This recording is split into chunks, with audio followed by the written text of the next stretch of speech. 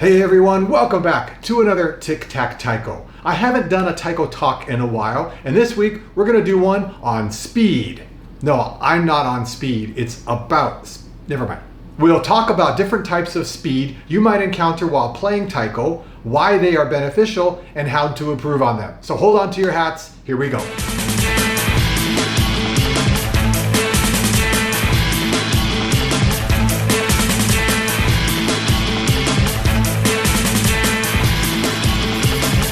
In general, if you think of someone who plays fast, you're probably going to think of someone who has fast hands. So we'll start there. Hand speed is incredibly useful in Taiko. In fact, I don't know that there's a Taiko player out there who hasn't at least at one time wanted to improve the speed of their hands.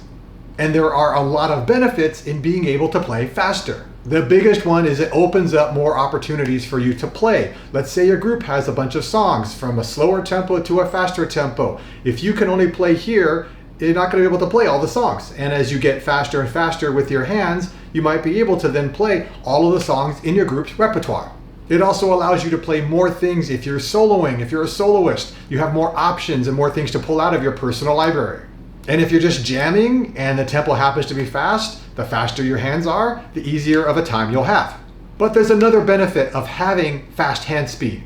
If the songs in my group's repertoire are at this range from slow to fast, and I'm able to play just above the fastest song, that's still really cool, but when I'm in that fast song, I'm not gonna have a lot of bandwidth to think about anything but staying in tempo and hanging on.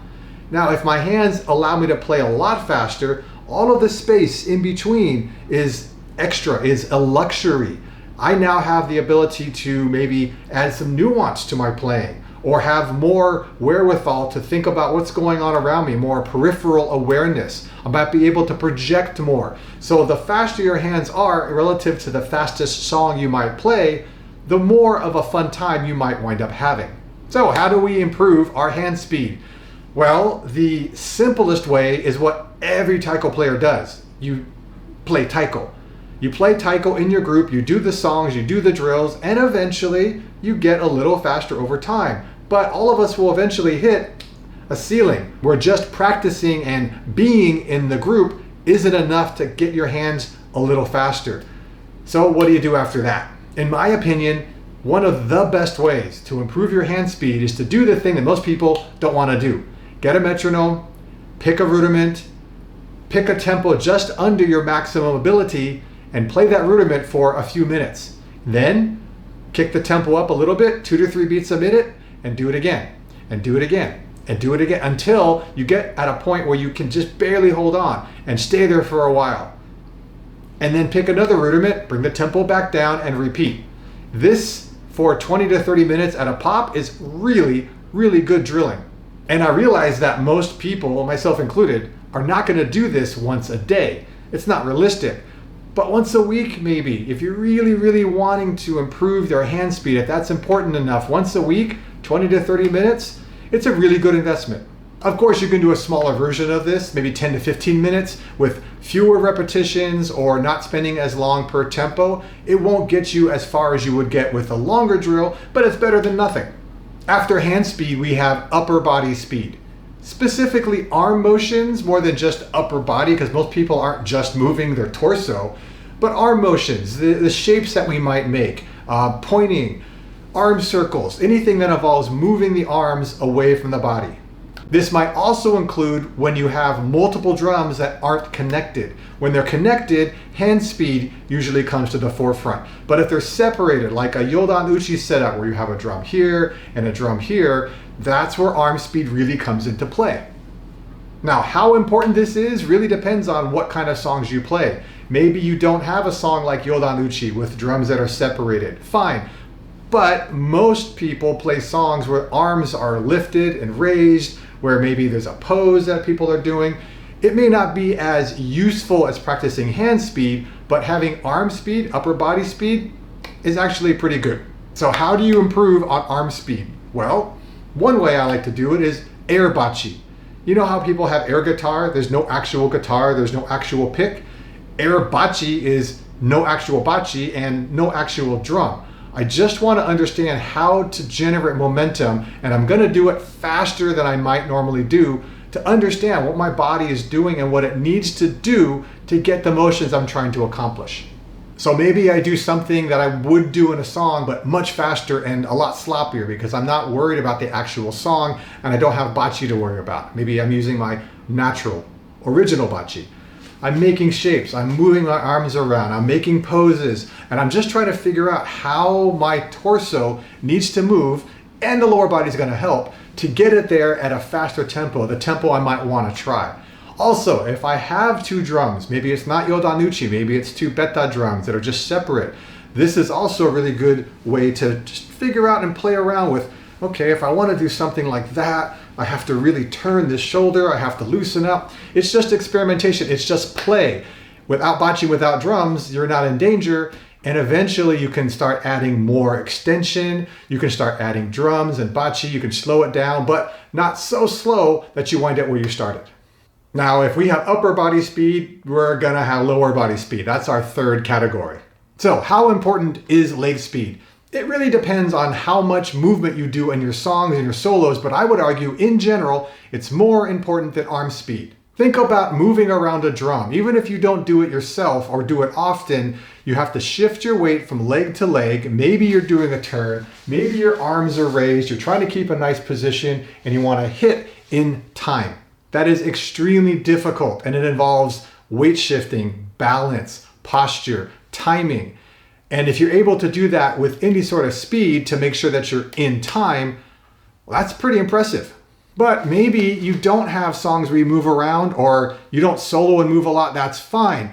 What if you're playing, say, beta or shima daiko, something simple pattern, and you, for whatever reason, start to lose your balance? You don't want to have to stop playing and regain your footing. You want to make your stance nice and solid without it affecting what you're playing very much at all. Leg speed comes in here.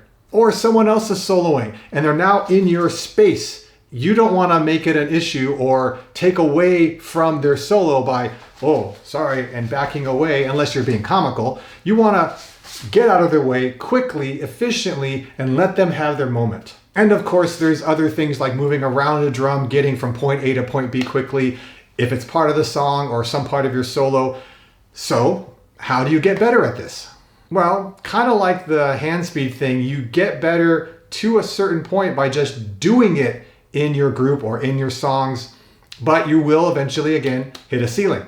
And then there's the air bachi version, which is like what you do with the arms, but with your legs. No drums, no bachi, just playing and moving and figuring out how and what do I need to do in order to get fast, in order to be comfortable with a bit of speed. And then you can make things bigger and you can slow things down, but again, with the goal to be faster than when you started. And the other way, it's really, really good, but it's also really difficult, is to take a dance class or a martial art class that focuses, or at least involves, a lot of movement. I credit martial arts with giving me the ability to move the way I do in Taiko. I did play with San Jose Taiko, there was a lot of focus on movement, but for me, the martial arts aspect gave me a foundation and a way better understanding of individual movement and how things are connected than Taiko ever gave me.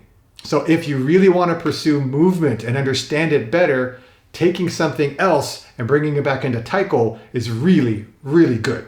As for the fourth type of speed, it's how quickly you can click the like or subscribe button on my channel. Because let's face it, if you're at this point in the video, you're probably enjoying it enough to hit the like button. And if you haven't subscribed, why not do that now? Okay, on to the actual fourth aspect. What could it be? We've covered hands, upper body, lower body. So what's left? Head, elbows, toes? Actually, it's not a physical thing at all. It's up here. It's reaction time.